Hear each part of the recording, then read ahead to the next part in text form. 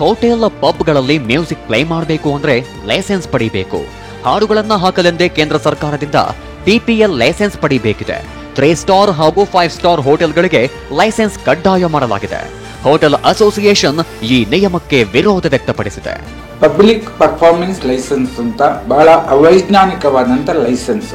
ಇದು ವರ್ಷ ರಿನ್ಯೂ ಮಾಡಬೇಕಾಗಿದೆ. ಇದು ಬಹಳ ಕಾಸ್ಟ್ಲಿ ಕೂಡ. ಒಂದೊಂದು ರೂಮಿಗೆ ₹3 ಪರ್ ಡೇ ಆ ಥರ ಫಿಕ್ಸ್ ಮಾಡಿದ್ದಾರೆ. ರೆಸ್ಟೋರೆಂಟ್ಸ್ಗೆ 1 lakh ಮೇಲೇನೂ ಇದೆ. ಬಾರ್ ಆ್ಯಂಡ್ ರೆಸ್ಟೋರೆಂಟು, ದೊಡ್ಡ ಬ್ಯಾಂಕ್ವೆಟ್ ಹಾಲಿಗೆ per year. It is very costly licence. ಇದು ಅನಗತ್ಯವಾದಂಥ ಲೈಸೆನ್ಸ್ ಕೂಡ. ಕನಿಷ್ಠ ಇದನ್ನು ಪರ್ಪೆಚುವಲ್ ಮಾಡಬೇಕು. ನಾವು ಓಪನ್ ಮಾಡುವಾಗ 1 ಟೈಮ್ ತೆಗೆದುಕೊಳ್ಳುವಂಥ ಲೈಸೆನ್ಸ್ ಮಾಡಬೇಕು. HSRP ಹೆಸರೇಳಿಕೊಂಡು ನಕಲಿ ವೆಬ್ಸೈಟ್ ಮೂಲಕ ಜನರ ಜೇಬಿಗೆ ಕತ್ತರಿ ಹಾಕಲಾಗ್ತಿದೆ. ನೋಡೋದಕ್ಕೆ ಸರ್ಕಾರಿ ವೆಬ್ಸೈಟ್ನಂತೆ ಕಾಣುವ ನಕಲಿ ವೆಬ್ಸೈಟ್ನಲ್ಲಿ ವಾಹನದ ನಂಬರ್ ಪ್ಲೇಟ್ ಬುಕ್ ಮಾಡಿದ್ರೆ ಹಣ ಕಟ್ಟಾಗುತ್ತೆ. ಆದರೆ ನಂಬರ್ ಪ್ಲೇಟ್ ಕೈ ಸೇರೋದಿಲ್ಲ. ಇಂತಹ ವೆಬ್ಸೈಟ್ಗಳ ವಿರುದ್ಧ ಕಠಿಣ ಕ್ರಮಕ್ಕೆ ಇಲಾಖೆ ಮುಂದಾಗಿದೆ.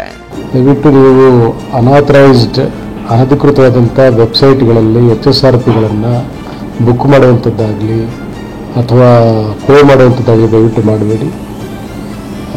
ಕರ್ನಾಟಕ ರಾಜ್ಯದ ಪರಿವಾಹನ್ ಅಥವಾ ಕರ್ನಾಟಕ ರಾಜ್ಯದ ವೆಬ್ಸೈಟಲ್ಲಿ, ಸಾರಿಗೆ ಇಲಾಖೆ ವೆಬ್ಸೈಟಲ್ಲಿ ಅಥವಾ CM.in ವೆಬ್ಸೈಟಲ್ಲಿ ಮಾತ್ರ ನೀವು HSRPಯನ್ನು ಬುಕ್ ಮಾಡ್ಕೋಬೇಕು.